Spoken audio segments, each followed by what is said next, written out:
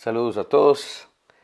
En esta oportunidad vamos a predicar sobre Mateo capítulo 4 versos 18 al 22. Mateo capítulo 4 versos 18 al 22 dice de la siguiente manera: Andando Jesús junto al mar de Galilea, vio a dos hermanos, Simón llamado Pedro y Andrés su hermano, que echaban la red en el mar porque eran pescadores. Y les dijo: Venid en pos de mí, y os haré pescadores de hombres. Ellos entonces, dejando al instante las redes, le siguieron. Pasando de allí, vio a otros dos hermanos, Jacobo, hijo de Zebedeo, y Juan su hermano, en la barca con Zebedeo su padre, que remendaban sus redes, y los llamó. Y ellos, dejando al instante la barca y a su padre, le siguieron. De nuevo, vemos acá la labor redentora de nuestro Señor Jesucristo. Vemos acá el llamado eficaz que Dios hace a aquellos que ha elegido como sus discípulos. La historia de la redención, de nuevo, está ilustrada en este pasaje por dos verbos: ver y llamar. Esos dos verbos, ambas acciones hechas solo por nuestro Señor Jesucristo, y estas mismas acciones producen en aquellos que Él vio y llamó, producen en ellos una respuesta, la cual fue seguirlo. De la misma manera, el Señor a todos nosotros nos vio en nuestro estado de mortandad, en nuestra miseria. Esa mirada es un acto de total compasión, de gracia. Sus ojos de gracia fueron para nuestro favor, ¿sí? Jesús no nos llamó porque a Él le convenía. Jesús nos llamó porque tuvo compasión de nosotros. Luego de vernos, nos llamó, ¿sí? Tal como sucedió en Génesis capítulo 1, cuando dijo y fue.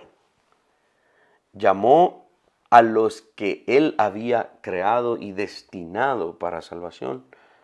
Nos llamó de muerte y nos resucitó consigo mismo para que ahora reinemos con Él. Qué privilegio este, ¿no? Qué privilegio que ahora seamos tomados en cuenta y seamos instrumentos de Él en sus manos para seguir llamando a otros en nuestra, obviamente, labor evangelística. La pesca, como lo que estamos viendo acá, era una actividad económica muy común en Galilea en el primer siglo, uno de los oficios más comunes debido a su ubicación, la ubicación de los pueblos, muy cerca a la orilla del mar, de lagos o ríos. Al menos 7 de los apóstoles, Pedro, Tomás, Natanael, probablemente Bartolomé, Juan, Jacobo y otros dos, sus discípulos, hacían de la pesca su modo de vida en el mar de Galilea o en la región de Genesaret, según Mateo 4, Lucas 5 y Juan 21. El pescado se convirtió rápidamente en un símbolo del cristianismo. Cristianos primitivos, quienes se reunían secretamente en las catacumbas en Roma, utilizaban este símbolo para darle una señal o un anuncio a otros cristianos de que habría una reunión o asamblea pronto.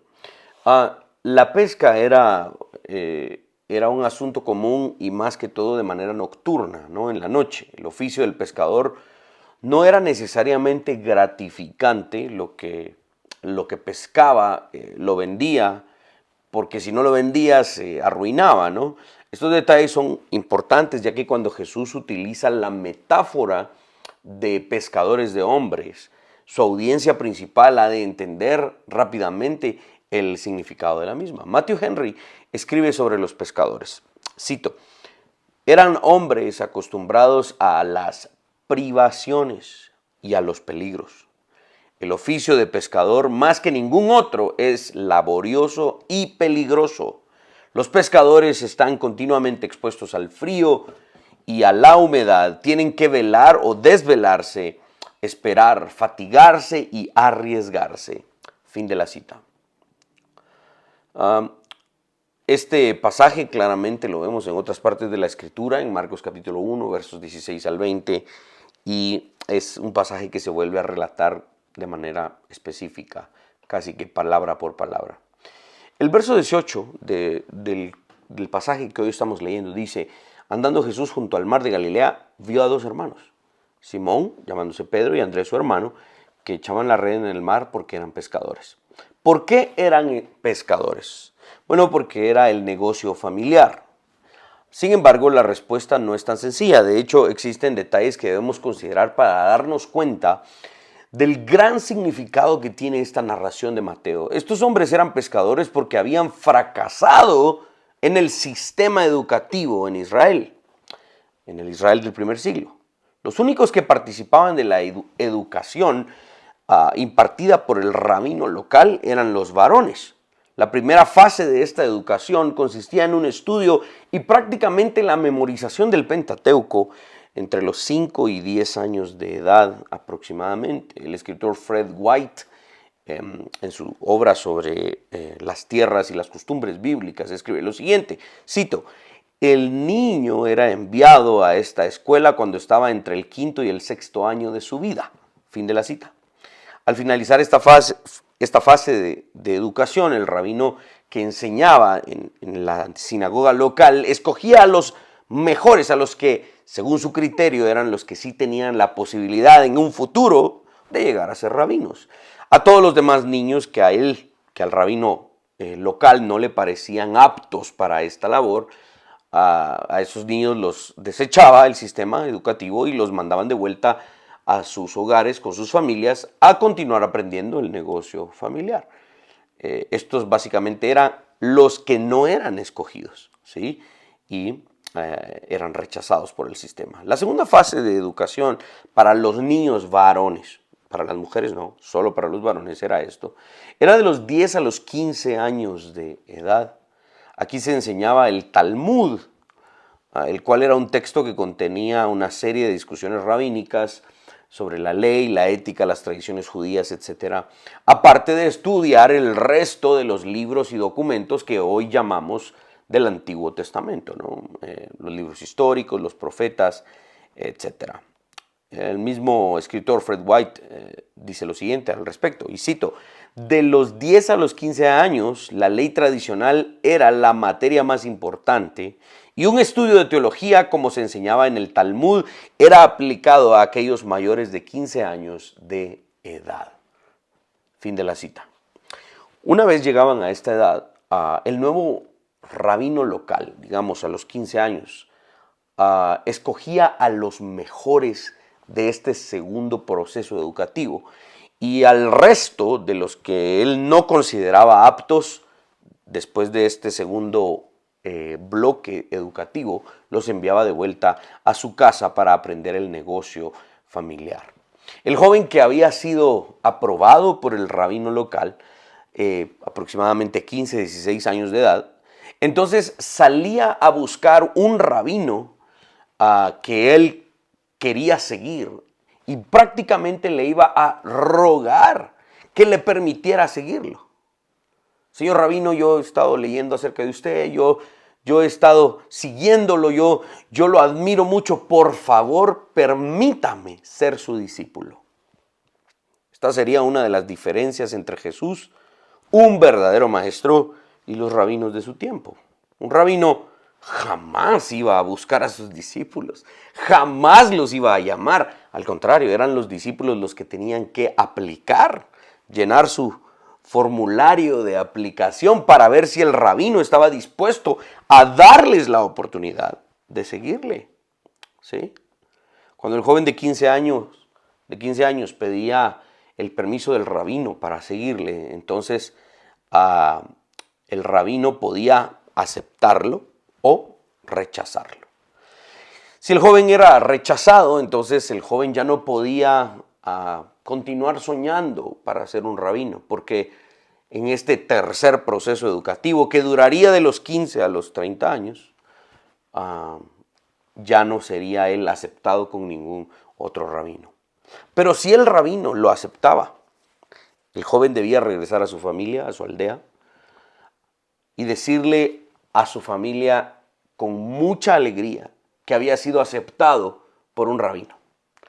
Eso significaba una mezcla de sentimientos, ¿no? La familia estaba muy contenta porque este joven ahora tendría la oportunidad de convertirse en un rabino en el futuro, lo cual era algo de mucha honra, ¿no? De mucho honor en el primer siglo, pero al mismo tiempo era un asunto que causaba cierta tristeza, porque el joven iba a abandonar a su familia, su aldea, su negocio familiar, todo lo que él hacía y tenía lo dejaba atrás porque durante los próximos 15 años se iba a dedicar devotamente, día y noche, a seguir y a servir a su maestro, con el objetivo de que algún día él se convirtiera en un rabino.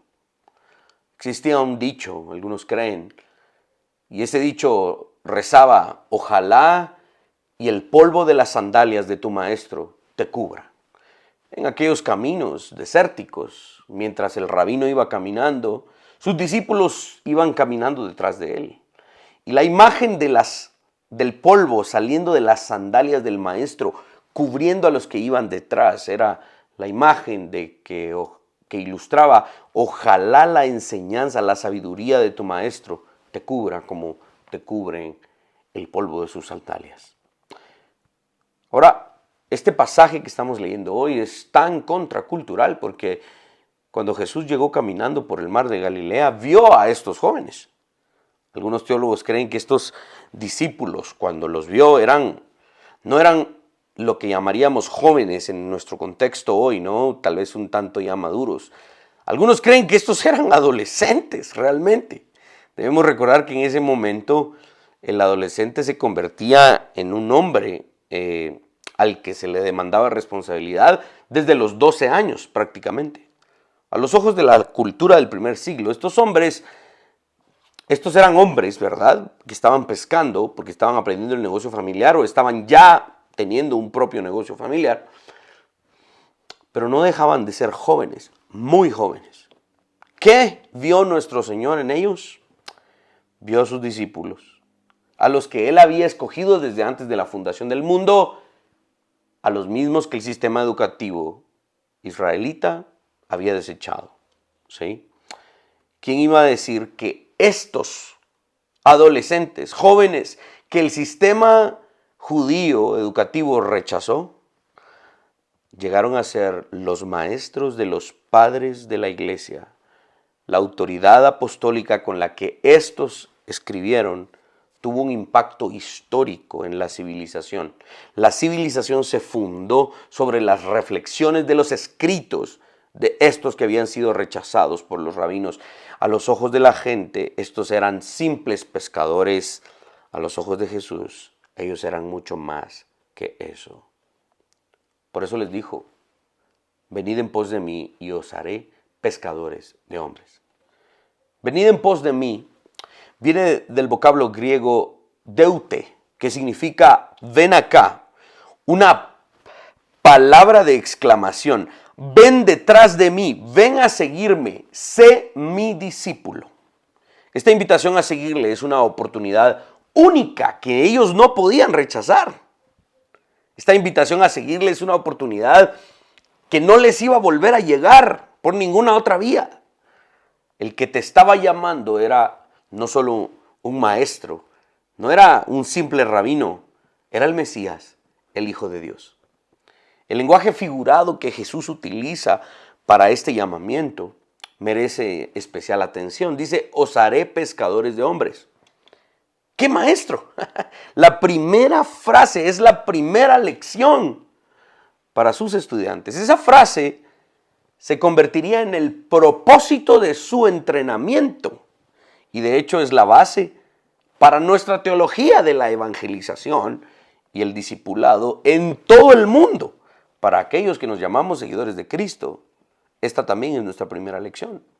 Estos discípulos captaron inmediatamente lo figurativo del lenguaje que Jesús utilizó para llamarlos. Estos pescadores trabajaban todos los días en el mar para atraer peces atraparlos y que después de atraparlos sirvieran para un propósito más grande, ¿no? El comentarista Myron S. Augsburger escribe sobre esto y cito: Jesús no graduaba a sus discípulos como lo hacían los rabinos. Un discípulo de Jesucristo permanecía como un discípulo. Jesús no los graduaba. Jesús llamó discípulos que a su vez discipularan a otros. Él los llamó a ser pescadores de hombres. Fin de la cita. Yo pienso, aunque no estaría dispuesto a tomar una bala por ello, no he leído otro comentarista que diga esto, pero cuando Saulo de Tarso estaba ciego debido a su encuentro por el Señor, Ananías oró por él y de sus ojos cayeron, dice, como escamas, ¿no? Me parece que es la imagen de un hombre siendo pescado. Porque lo que uno hace cuando uno, bueno, yo generalmente no pesco, pero cuando compro un pescado o algo, ¿no? Y lo primero que hacemos es irlo a limpiar. ¿Y qué hacemos? Le quitamos las escamas. Cuando Pablo fue pescado, es probablemente que esto fue lo que sucedió. Los discípulos asociarían rápidamente la metáfora que el Señor está utilizando acá. Ellos se convertirían en pescadores de hombres. Atraerían a otros hombres para que estos, a su vez, habiendo sido pescados, sirviesen para un propósito mayor. Leamos parte del siguiente verso y luego veremos una conexión entre esta referencia del Antiguo Testamento y lo que Jesús estaba haciendo. Jeremías capítulo 16, verso 16 dice: He aquí yo envío muchos pescadores, dice Jehová, y los pescarán. El comentarista D.A. Carson escribe sobre esto y cito: la metáfora de pescadores de hombres puede ser un recordatorio de Jeremías capítulo 16, verso 16. Allí Jehová envía pescadores para reunir a su pueblo del exilio. Aquí Jesús envía a sus pescadores para anunciar el fin del exilio y el inicio del reino mesiánico. De hecho, ahí finalizo la cita. De hecho, Tertuliano, uno de los padres de la iglesia en el siglo II, mira esta relación, Jesús llamando a sus discípulos como el cumplimiento de la profecía de Jeremías 16. Dice que pasando de allí, Jesús vio a dos hermanos, Jacobo, hijo de Zebedeo, y Juan, su hermano. En la barca de Zebedeo, su padre, remendaban las redes, los llamó y al instante dejaron las redes y le siguieron. Dice que al instante dejaron a su padre y las redes y le siguieron. Como el maestro de maestros que Jesús es, inmediatamente repite este proceso frente a los ojos de los discípulos que acaban de iniciar a seguirle. ¿Sí? Ahora llama a otros dos hermanos, a los hijos de Zebedeo, Juan y Jacobo, quienes estaban trabajando y al instante abandonaron a su padre y el trabajo. La Biblia no nos da mayores detalles, pero debido a lo que conocemos de la cultura del primer siglo, esto no parece ser un problema para Zebedeo. Al contrario, parece ser un motivo de gozo supremo para Zebedeo ver que finalmente un maestro estuvo dispuesto a tomar a sus hijos y verlos como seguidores y aprendices y dignos discípulos. ¿Cómo podríamos aplicar este pasaje hoy a nosotros? Algunos teólogos creen que así como Dios elevó a David de pastorear ovejas a pastorear al pueblo de Dios, de la misma manera aquí Jesús elevó a estos hombres de pescar peces a pescar hombres. Hay una promoción ahí, ¿no? Los promueve de un trabajo a otro. ¿Cuáles serían nuestras tareas a la luz de este pasaje? Primero, invitar a otros a convertirse en discípulos. Eso es lo que significa pescar hombres. A invitarlos a convertirse en compañeros en el reino de Cristo. Es prácticamente imposible desligarnos de esta tarea. Toda persona que dice creer en Jesucristo tiene esta tarea, pescar por personas.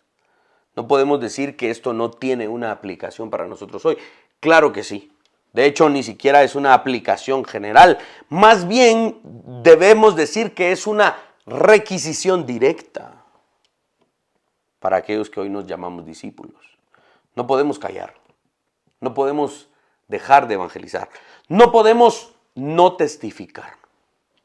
Nuestra naturaleza, nuestro llamamiento hoy está ligado inquebrantablemente a la labor de pescar por personas. Segundo punto que quisiera resaltar es recordar el privilegio que se nos ha otorgado. El privilegio de ser pescadores de personas. El gran teólogo reformado R.C. Sproul cuenta una anécdota sobre este punto. Cuando uno de sus profesores del seminario le preguntó qué pensaba sobre el rol del cristiano al momento de presentar el evangelio a incrédulos, Sproul contestó que le parecía una bendición el ser tomado en cuenta por Dios para compartir el evangelio. Pero parece ser que él como que lo compartió de una manera así como un poco tímida, a lo que su profesor le respondió con un tono un poco molesto.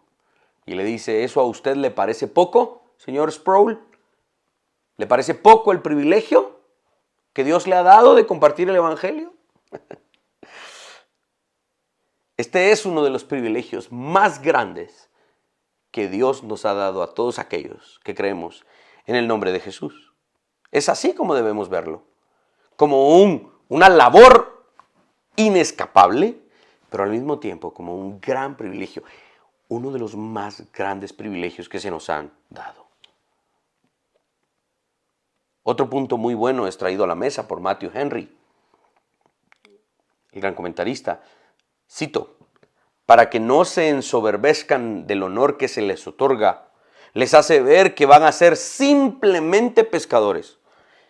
Y para que no se atemoricen ante el ministerio que les va a encomendar, les recuerda el oficio al que están bien acostumbrados. Él, Jesús, los cualifica para este trabajo, los llama a efectuarlo, les autoriza para llevarlo a cabo y les hace prosperar en él. Fin de la cita. Para que no se nos suba el puesto a la cabeza, debemos recordar que seguimos siendo simples pescadores. Siempre seguiremos siendo discípulos de Jesús. Nunca obtendremos el puesto de Señor. Él es el Señor.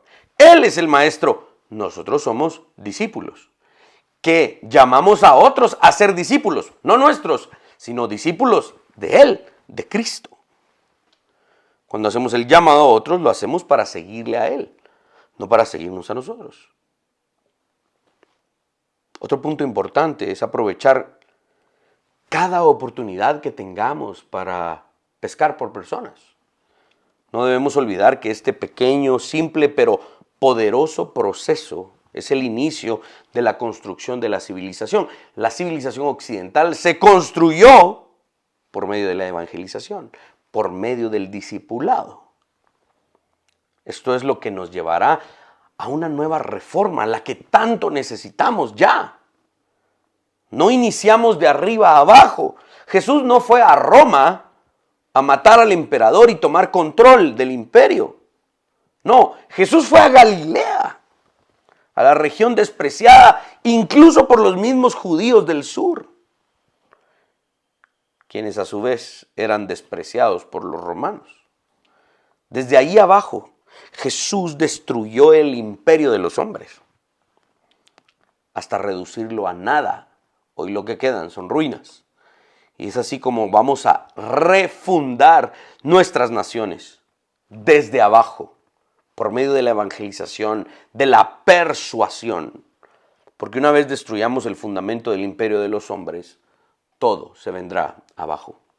Suena, y en algún momento lo es, bastante simple, pero es muy poderoso. El invitar a alguien a un café y compartirle el evangelio, el aprovechar un velorio, por ejemplo, la muerte de alguien, para recordar el mensaje de salvación a una familia que necesita consuelo y esperanza. El visitar a una familia para testificarle suena muy simple, pero a veces, tristemente, muchos pierden ante la vergüenza. Les recuerdo, no podemos avergonzarnos de esto, o el Señor se avergonzará de nosotros. Esta es nuestra tarea y la hemos de llevar a cabo con toda seriedad y con orgullo. porque es nuestro trabajo en el reino. Hay una canción escrita por Marcos Vidal. Tiene algunas frases que a mí me gustaría hoy resaltar. La canción se llama Soy pescador. Y dice cosas como, soy pescador. No me pidas que me quede a descansar. El sentido de mi vida está en el mar. No sé nada de la noche en la ciudad. No me interesa. Si hay peces en el mar, yo tengo que salir a pescar. Esa es mi meta. Se me juzga por intentar seguir el impulso que me quema el corazón. Si tengo el pelo blanco es por la sal y no me importa, soy pescador. Echar la red a un mar que gime y llora. No tengas compasión porque esta es mi misión. No tengo otra pasión, soy pescador. Jesús llama, Jesús te ha llamado a ser pescador de personas. Amén.